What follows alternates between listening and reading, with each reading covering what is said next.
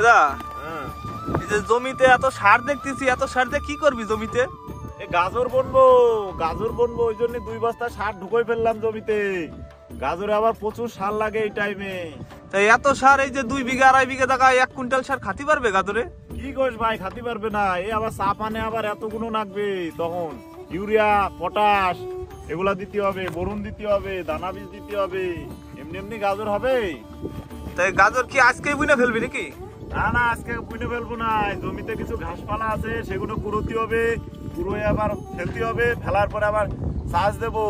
গাজরের জমি আবার চাষ ভালো না হলে হবে না, একখানি করে ডিপ করতে হবে, তাছাড়া কি গাজর হবে?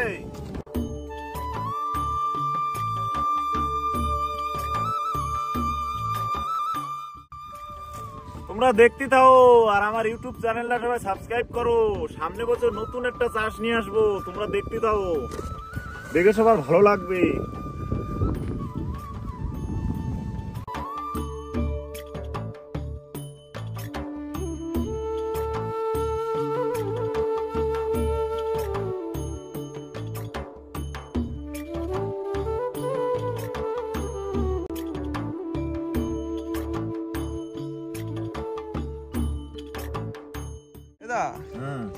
করছি এই যে গাজর তো বুনবি, তাই এই যে 10-26 1 বিঘায় জমিতে কতটুক লাগবে, মানে কয় কিলো দিলি ভালো হয় সব থেকে?